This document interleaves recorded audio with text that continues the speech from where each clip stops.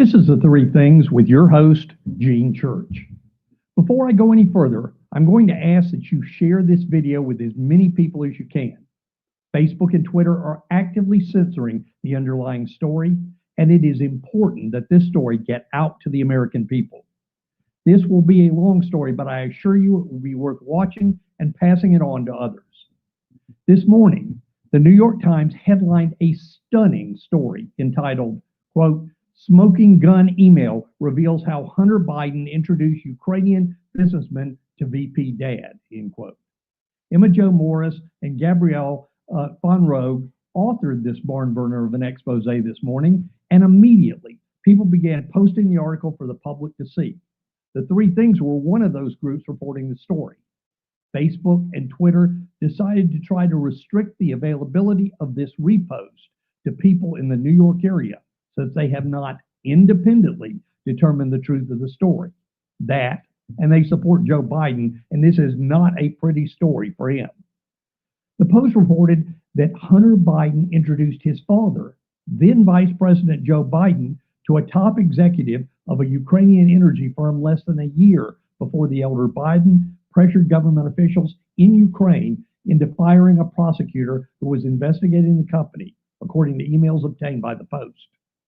These emails have information about never-before-released meeting that occurred in a message of appreciation that Vadim Bozarsky, an advisor to the board of Burisma, allegedly sent to Hunter Biden on April the 17th, 2015, about a year after Hunter joined the Burisma board at a reported salary of above $50,000 a month. The email, allegedly from someone whose English was a second language, read, "Dear Hunter, thank you for inviting me to DC and giving me an opportunity to meet your father and spent some time together. It's reality, an honor and pleasure." An earlier email from the previous year in May of 2014 also shows Bozarsky, reportedly Burisma's number 3 executive, asking Hunter for, quote, "advice on how you can use your influence on the company's behalf."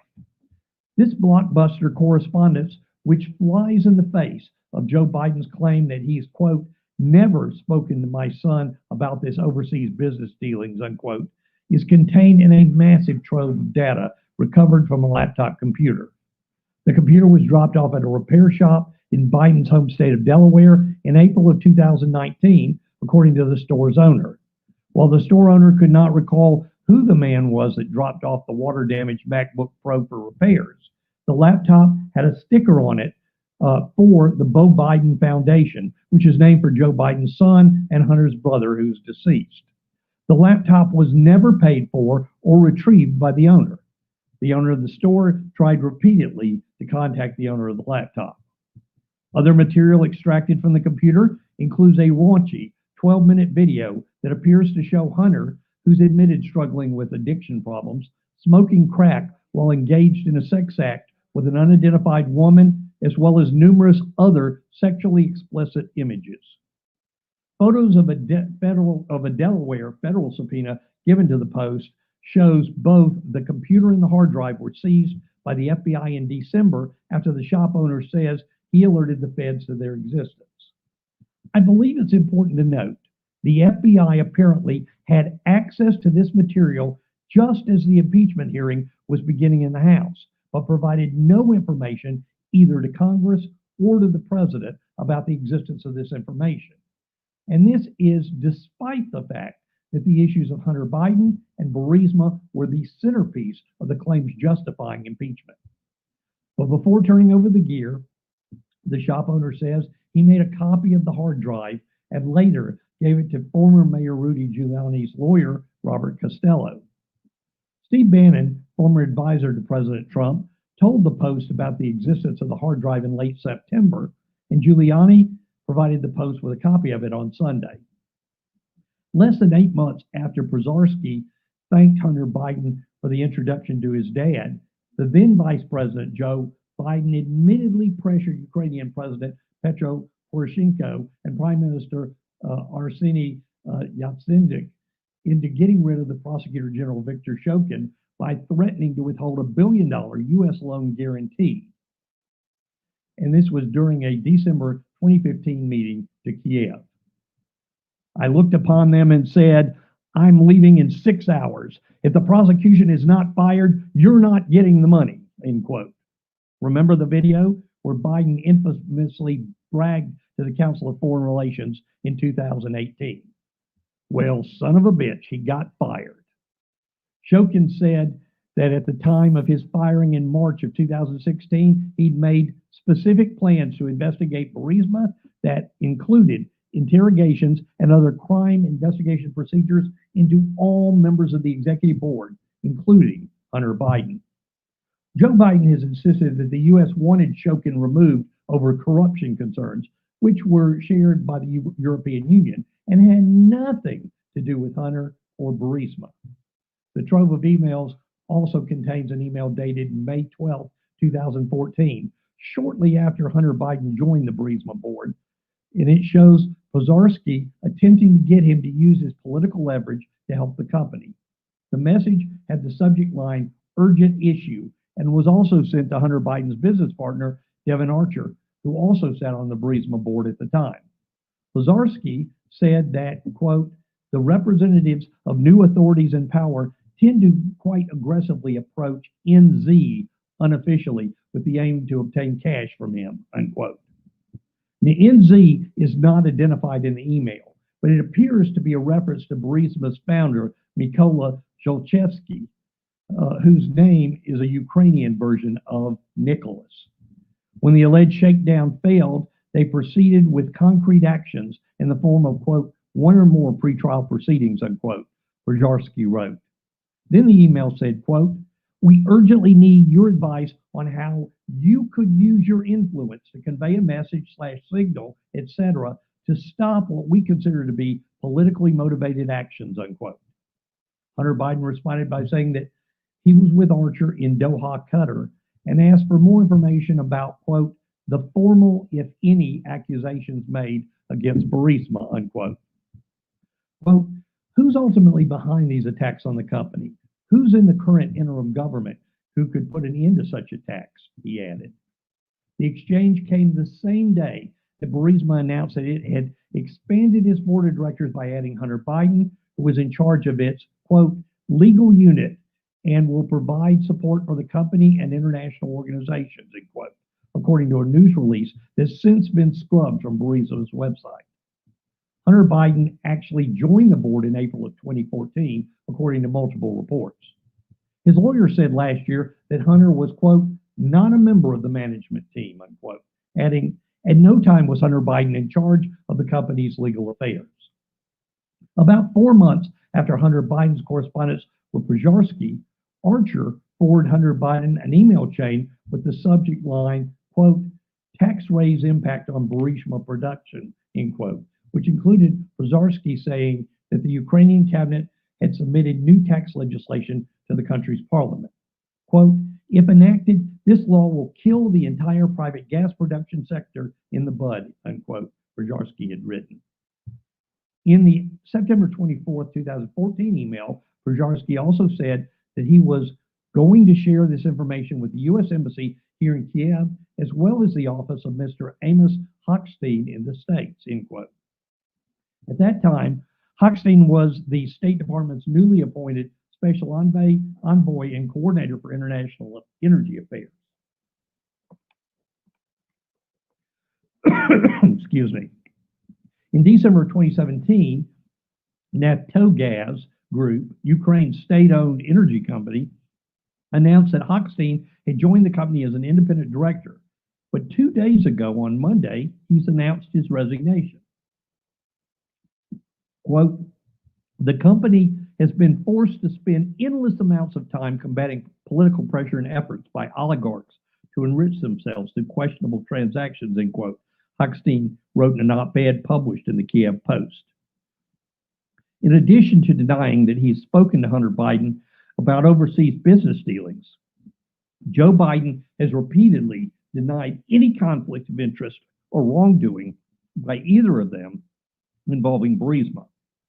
Last September, he got testy during excuse me, during an appearance on NBC's Today Show, when co-host Savannah Guthrie questioned whether it was wrong for Hunter to take that position, knowing it was really because the company wanted access to you. Joe Biden stated, quote, "Well, that's not true. You're just saying things you don't know what you're talking about," end quote. Last December, Joe Biden also lashed out during a Democratic primary town hall event in Iowa, where a man accused him of sending Hunter to Ukraine, quote, "to get a job and work for a gas company he had no experience with gas or nothing in order to get access to the president," end quote. Joe Biden yelled, "You're a damn liar, man. That's not true, and no one has ever said that." Biden then continued berating the man as he stepped forward, calling the man fat and challenged him to do push-ups together, man. The FBI referred questions about the seizure on the laptop and hard drive to the Delaware U.S. Attorney's Office, where a spokesman said, quote, "My office can neither confirm nor deny the existence of an investigation," end quote. Hunter Biden's lawyer refused to comment on the specifics, but instead attacked Giuliani. Quote, "He's been pushing wildly discredited conspiracy theories about the Biden family, openly relying on actors tied to Russian intelligence," the lawyer, George R. Messiers, said of Giuliani. Prigozhin and the Joe Biden campaign did not return requests to the New York Post for comment. Hochstein could not be reached. Facebook claims it is restricting access to the New York Post story since the emails were purportedly obtained by Rudy Giuliani and Steve Bannon. We're all aware that any unnamed source that claimed anything salacious about President Trump would be openly publicized. The liberal online publication Vox reports that the emails in question may or may not be fabricated, and it's unclear how they made their way into Giuliani's possession. That is despite the fact that the New York Post provided copies of the subpoena presented to them for the original laptop by the FBI and claimed the questions were made all the more salient given what he learned during the impeachment proceedings last year. And as the biased Vox claims, the evidence did not support Trump's dogged insistence that the Ukrainian president dig something up for the younger Biden to help his reelection chances.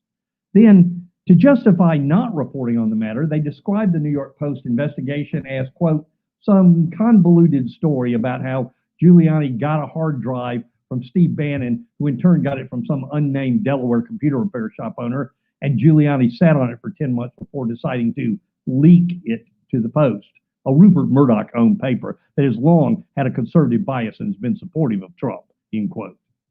Got that? In debate and rhetorical circles, this is what's called an ad hominem attack, where you attack the source rather than the claim itself. It must be false since it arrived through Giuliani and Steve Bannon. Facebook's policy communications manager, Andy Stone, a former Democrat operative, announced on Twitter today that the Post story was, quote, "eligible to be fact-checked by Facebook's third-party fact-checking partners," unquote. And, quote, "we are reducing its distribution on our platform," unquote, pending that process. The Facebook goal? Keep it from being spread outside of New York. Stories like this can take on a life of their own on the internet. And it's referred to by liberals as, quote, "our post-fact world," end quote. What we refer to as censorship. However, this story is being shared through Breitbart and Fox News, a sister company to the New York Post.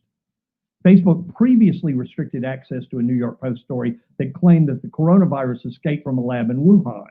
Of course, the censors and media have declared this a lie, so no matter what evidence is provided, it will be blocked on Facebook and Twitter. Of course, the Chinese government, the communists there, are very happy about this. The censorship is truly, truly disgusting. We need to do what we can to stop social media and the press from silencing the truth. Share this video with as many people as you can. Ask them to follow The Three Things with Gene Church on Facebook, and on YouTube you can find it as The Three Things. We also appear on Periscope, and we're looking at other platforms to carry our message. Please like our page, follow us on Facebook, and subscribe on YouTube. Don't think that this election can be stolen by the Democrats. They are scared. Get out to vote, invite others to join you, and get them out as well. Over 50 million evangelicals that agreed with President Trump didn't vote in 2016. They and others that support the president need to make it to the polls this election. Tonight, President Trump is holding a rally in Des Moines, Iowa. Right out of the gate, he began addressing the New York Post story and the decision by Facebook and Twitter and the mainstream media to hide this story. He tried to outline parts of it with his audience. Perhaps his best line was this, quote, "Mr. Biden, you owe the American people an apology for being a corrupt politician," end quote. For the three things, I'm Gene Church.